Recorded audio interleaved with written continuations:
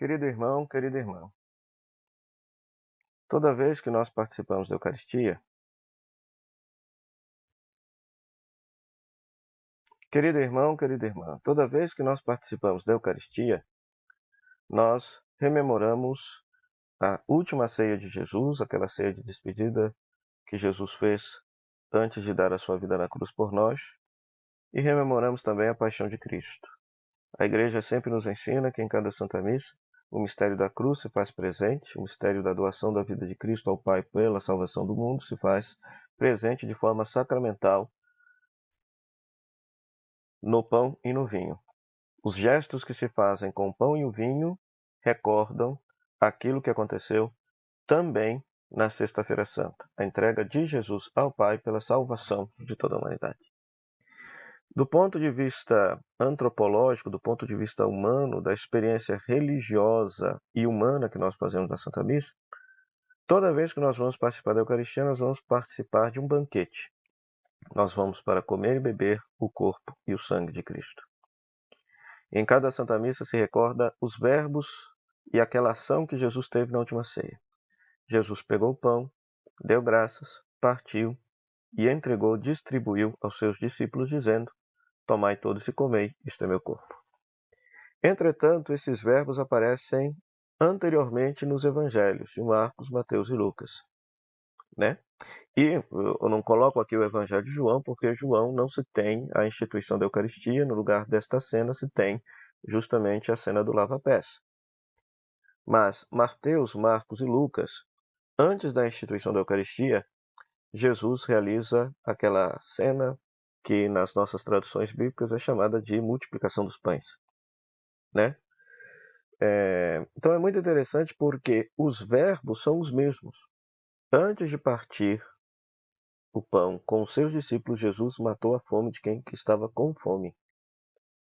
É dito que Jesus tomou o pão e os peixes, deu graças, partiu e distribuiu para os discípulos distribuírem para toda aquela multidão faminta.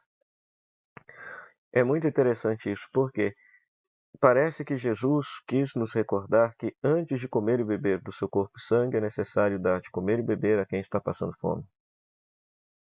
Então, muitas vezes nós podemos estar celebrando a Santa Missa, mas não estar celebrando a Eucaristia que Jesus queria. E digo isso por quê? Porque se alguma pessoa na comunidade estiver passando fome, não tiver o que comer e beber por negligência, por falta de partilha, por egoísmo daqueles que se dizem cristãos, aquela comunhão, ao invés de nos levar para o céu, nos leva para outro lugar. Eu diria que se trata de uma comunhão, inclusive, sacrílega. Porque lá na carta aos Coríntios, Paulo, por exemplo, vai denunciar que na Santa Missa alguns estão fartos de comida enquanto outros estão passando fome.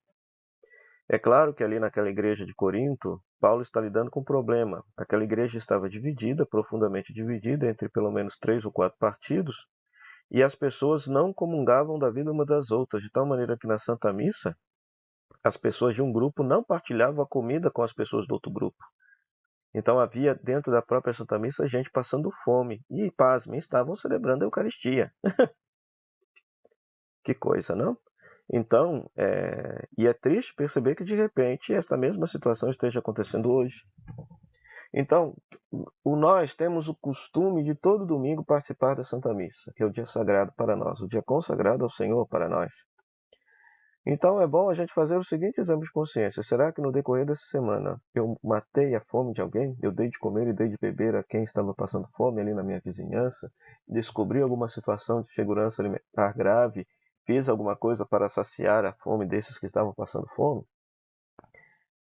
Porque esse seria um bom exame de consciência para termos, digamos assim, essa mesma postura de Jesus. Ou seja, antes de comungar do corpo e sangue de Cristo, de comer e beber o corpo e sangue de Cristo, dá de comer e beber a quem está passando fome.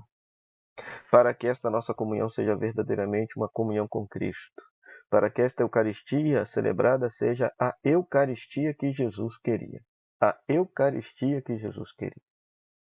E quando eu digo assim, Eucaristia, eu não estou negando que cada Santa Missa Jesus esteja real, não. Sim, ele se faz presente, real. Ele diz, isso é meu corpo, isso é meu sangue.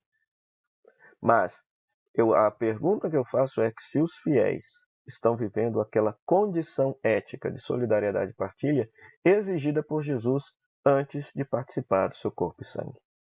É uma pergunta que eu acho que é plenamente válida para a nossa reflexão.